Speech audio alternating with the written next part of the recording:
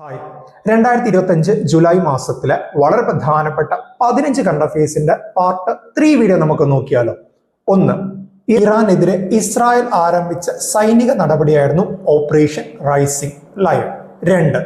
Iran Israel യുദ്ധ സമാനമായുള്ള സാഹചര്യത്തിൽ നിന്നും ഇസ്രായേലിൽ കുടുങ്ങിക്കിടക്കുന്ന ഇന്ത്യക്കാരെ തിരിച്ചു കൊണ്ടുവരാൻ വേണ്ടിയിട്ട് നമ്മുടെ സെൻട്രൽ ഗവൺമെന്റ് ആരംഭിച്ച പദ്ധതിയായിരുന്നു ഓപ്പറേഷൻ സിന്ധു. 3.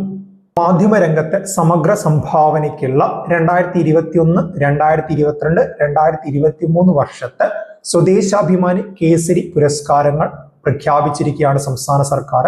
ഇതിൽ 2021 പുരസ്കാരം ലഭിച്ചിരിക്കുന്നത് KG പരമേശ്വരൻ നായർക്കും, 2022 പുരസ്കാരങ്ങൾ ലഭിച്ചിരിക്കുന്നത് ഏഴാച്ചേരി രാമചന്ദ്രനും, 2023 പുരസ്കാരം ലഭിച്ചിരിക്കുന്നത് N അശോകനുമാണ്.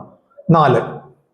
2025 കേന്ദ്ര സാഹിത്യ അക്കാദമി പുരസ്കാരം ലഭിച്ച മലയാളിയാണ് അഖിൽ പി ധർമ്മജൻ. അദ്ദേഹത്തിന്റെ പുരസ്കാരത്തിന് അർഹമായുള്ള കൃതിയാണ് റാം കെയർ ഓഫ് ആനന്ദിനി. അതുപോലെ ബാലസാഹിത്യ പുരസ്കാരം ലഭിച്ചിരിക്കുന്നത് ശ്രീജിത്ത് മൂത്തിയിടത്തിന്റെ പെൻഗ്വിനുകളുടെ വൻകരയിൽ എന്ന പുസ്തകത്തിനാണ്. 5. ഇറാന്റെ ആണവ കേന്ദ്രങ്ങൾ ലക്ഷ്യമാക്കിക്കൊണ്ട് അമേരിക്ക നടത്തിയ രഹസ്യ അന്വേഷണമായിരുന്നു ഓപ്പറേഷൻ മിഡ് നൈറ്റ് ഹാമർ. 6. 2025 വർഷത്തെ സുകുമാർ അഴീക്കോട് പുരസ്കാരം ലഭിച്ച വ്യക്തിയാണ് ഷാജി പ്രഭാകർ. 7. വ്യക്തികളിൽ നിന്നും ആദായ നികുതി ഈടാക്കുന്ന ആദ്യ ഗൾഫ് രാജ്യമായി ഒമാൻ മാറിയിരിക്കുകയാണ്. 8. യോഗ പോളിസി നടപ്പിലാക്കിയ ആദ്യ ഇന്ത്യൻ സംസ്ഥാനമാണ് ഉത്തരാഖണ്ഡ്. 9.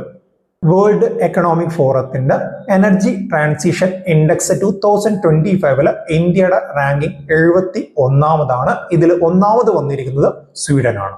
10. മാലിന്യ നിർമ്മാർജ്ജനത്തിനായിട്ട് ട്രിവാൻഡ്രം കോർപ്പറേഷൻ, ആ ഒരു കോർപ്പറേഷനിലെ ഹരിത കർമ്മസേനയ്ക്ക് നൽകിയ ട്രൈസൈക്കിളാണ് ഹരിത വാഹിനി. 11. 2025 പി കേശവദേവ് പുരസ്കാരത്തിന് അർഹനായിരിക്കുന്നത് ശശി തരൂർ MP ആണ്. ഇദ്ദേഹത്തിന്റെ Battle of Belonging, Why I Am Hindu എന്നീ പുസ്തകങ്ങൾക്കാണ് ഈ ഒരു അവാർഡ് ലഭിച്ചത്. 12. ഇന്ത്യയിൽ അതിദരിദ്രരില്ലാത്ത ആദ്യത്തെ ജില്ലയായിട്ട് കോട്ടയം ജില്ല മാറിയിരിക്കുകയാണ്. 13. ഇന്ത്യയിലെ ഏറ്റവും മികച്ച ദേശീയ ഉദ്യാനങ്ങളായി തിരഞ്ഞെടുക്കപ്പെട്ട 2 ദേശീയ ഉദ്യാനങ്ങളാണ് ഇരവികുളം, അതുപോലെ ജമ്മു കാശ്മീരിലെ ഡച്ചിങ്ഹാം. 14. 24ാമത്തെ അന്താരാഷ്ട്ര മാനസിക ആരോഗ്യ സമ്മേളനം നടന്നിരിക്കുന്നത് തായ്ലാന്റിൽ വെച്ചാണ്. 15.